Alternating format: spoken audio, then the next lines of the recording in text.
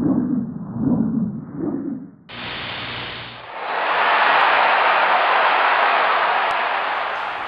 and welcome to the Sporting Index Trading Room for another edition of Views from the Trading Floor. My name's the Chief and I'm going to talk you through where we've seen money so far and where we believe money's going to go this weekend.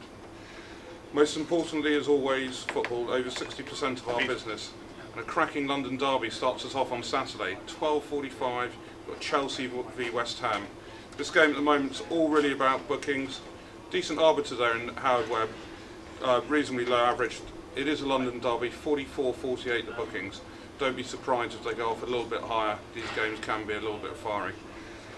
Portsmouth-Everton, we're doing that game live at 3 o'clock. Hopefully Harry will be able to Houdini himself out of jail before then. A very poignant match. Everton scored 7 last week.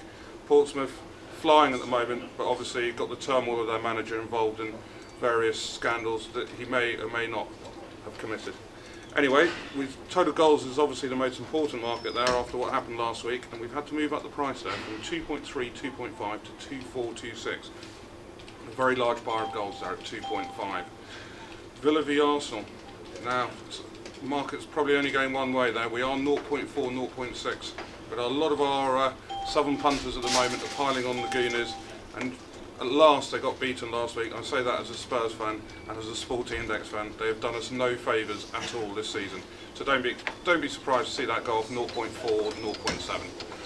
There's also FA Cup second round this weekend, and BBC have got some cracking fixtures on as usual at this stage of the tournament. Sunday, Spurs, my team playing Birmingham. One punter's bought Spurs for 25 grand the goal at 1.3. I don't know, he's probably got more confidence in them than I do, but Wande Ramos certainly seems to have brought back a bit of belief to these players, because they are good. In football, I can tell you we're offering 25 live matches in running this weekend. I don't think we've ever done that many matches in running, so please look at our website and see all the great matches we're doing, whether it's under 16s football, whether it's Irish football, Spanish football. We will offer you a lot this weekend. Lots of cricket too this weekend. Friday morning you've got India v Pakistan, second test match. That was very exciting, the first test match, and surprisingly for the subcontinent quite low scoring. Then you've got second one-day international between New Zealand and South Africa in South Africa. Obviously we've seen a bit of money there for South Africa, and we've moved the price up there from 20.30 to 22.32. Pretty much been one-way money for South Africa and everything we've done this summer for South Africa, but winter for us. And obviously England start in Sri Lanka Test series. They've already been there and won the one-day series, which was much against what everyone thought. And now Sri Lanka, on the back of a caning by Australia, come well prepared into this. England had some time off. If you believe what the players say, they needed that time off, and they'll be raring to go. I have to say I've got concerns about their bowling and their fitness, but anyway, the first Test wicket should suit England.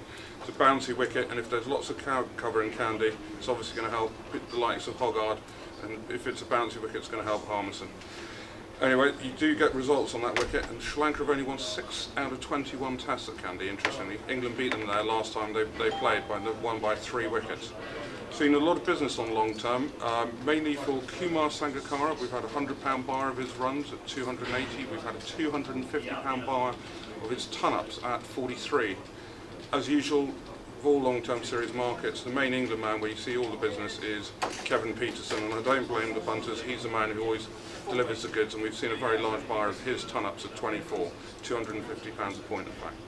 Surprisingly, we haven't seen much money for Jai Wadena or Murali. Murali's got an exceptional record against England, in fact against everyone, but particularly against England.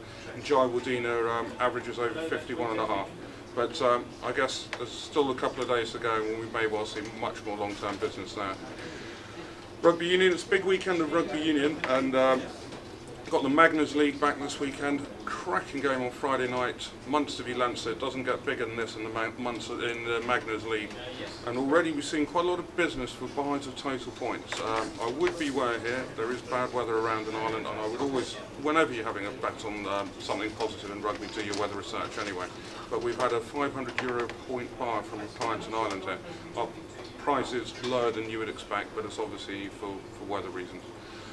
There's plenty more rugby on this weekend. You've got South Africa playing the Barbars, you've got the Anglo-Welsh Cup, you've got the Dubai 7. So check out our website for all those prices.